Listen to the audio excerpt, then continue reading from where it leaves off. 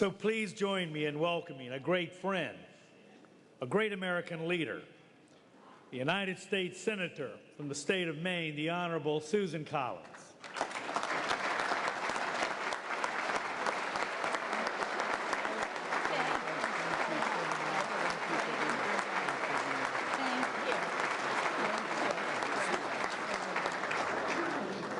Thank you. Thank you so much, Harold. It's great to be here again.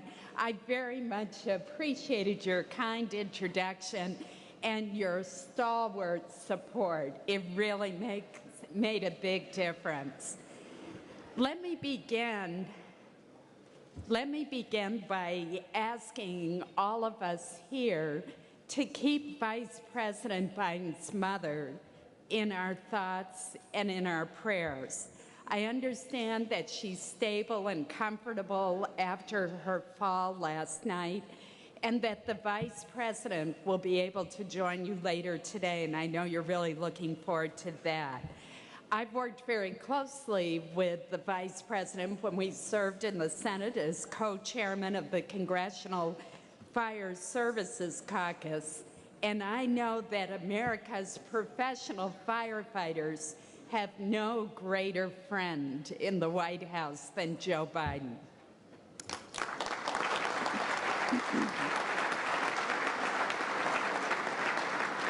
Now, speaking of friends, I'd like to extend a special greeting to the professional firefighters from the great state of Maine who are here today. John Martell and so many others have been so invaluable sources of information, insight, and support. Mike Mullane, I'm sure he must be here somewhere as well, the Vice President from Boston. Mike's a great ally and an outstanding leader. You know, last fall when I was running for re-election, we actually loaded up my campaign bus with firefighters and did a first responders tour of southern Maine, and Mike came up for that. It was my favorite day of the whole campaign. I'm also delighted to tell you that I've recently hired a former professional firefighter, Bobby Reynolds, as a key member of my staff.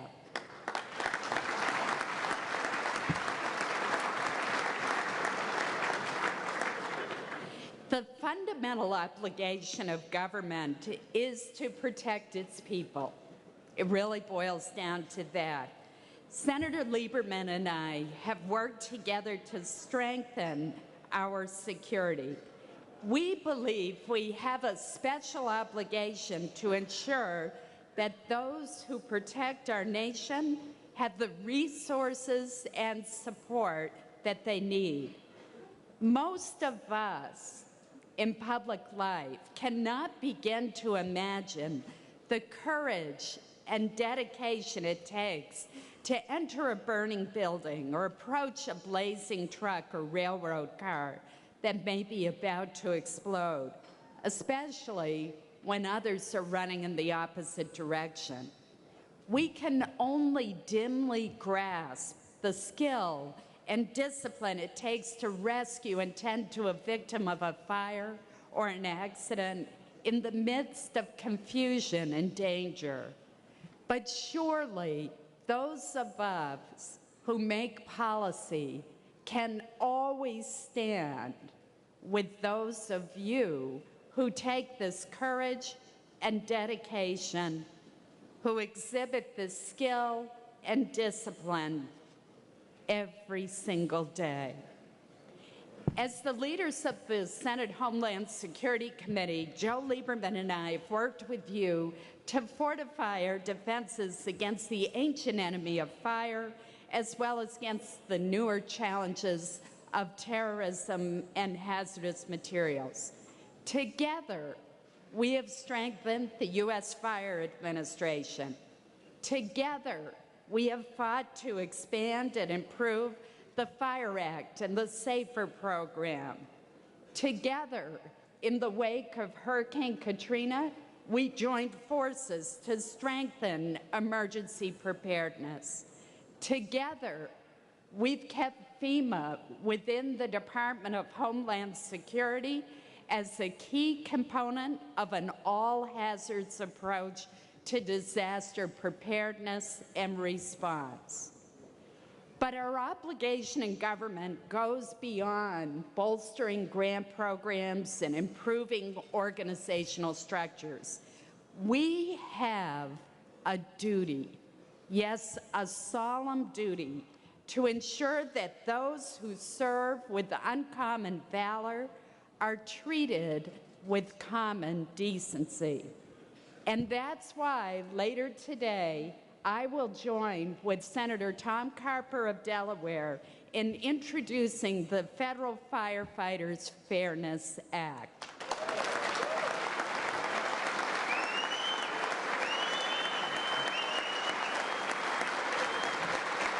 Thank you. Thank you.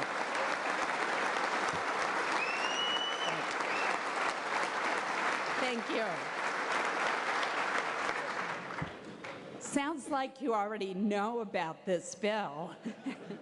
It will provide federal firefighters with the same disability protections that millions of local firefighters across the nation currently enjoy. Federal firefighters put their lives on the line each day to protect some of our nation's most critical assets and infrastructure. These brave men and women deserve the same occupational safeguards and benefits that others enjoy.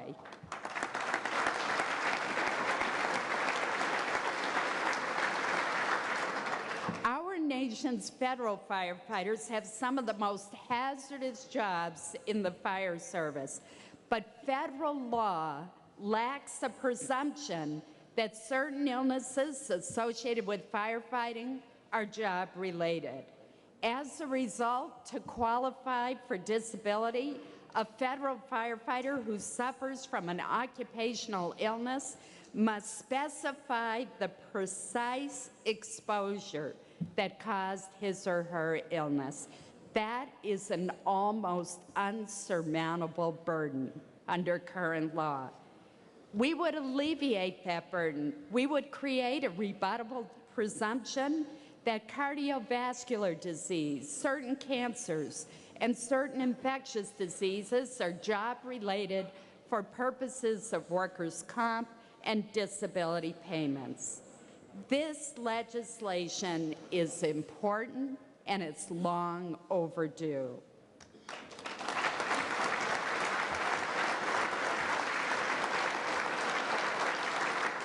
That's why outside the federal government, 41 states have already enacted similar legislation. It's fundamentally unfair for firefighters employed by the federal government to not be eligible for disability payments for the same occupational diseases as their municipal counterparts.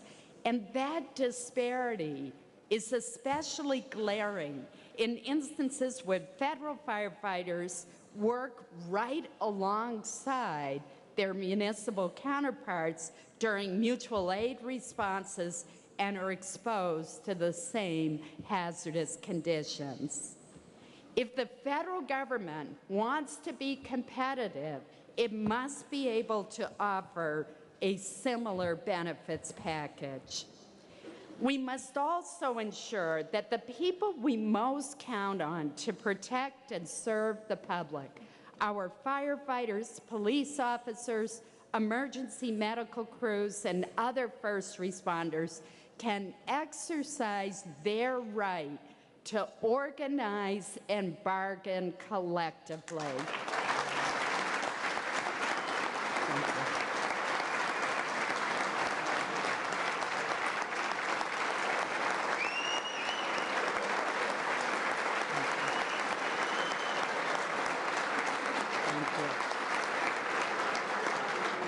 And I am proud to be a longtime supporter of the Public Safety Employer-Employee Cooperation Act.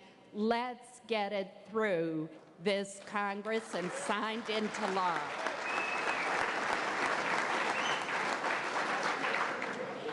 It only requires 4 words to sum up the courage of your profession.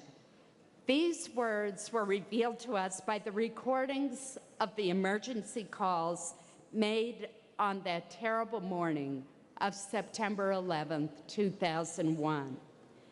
They were spoken by Fire Captain Patrick Brown amid the suffocating smoke, searing flames, and falling debris of the South Tower's 35th floor.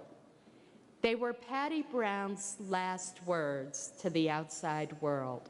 He said, "We're still heading up." We in the outside world can never know where the courage comes from to keep heading up into such dangers. But I, for one, recognize that courage, that dedication, and that devotion. And that is why I will always be your advocate. Thank you. Thank you. Absolutely. They tell you that they have 2 of them lost. 2 of them are great. I'm hiding there. You get yours. Thank you. With 3. That's great. Thank you. All right. Senator, I just want to make sure that this helmet, which hopefully will find a place in your office, represents the almost 300,000 women and men of the IAFF and 1,000 IAFF leaders assembled in this hall. And to know that when you're making those decisions and continuing with that outstanding support of all of us, this reflects our continued support for you. Thank you. Thank you so much. Thank you so much. Thank you.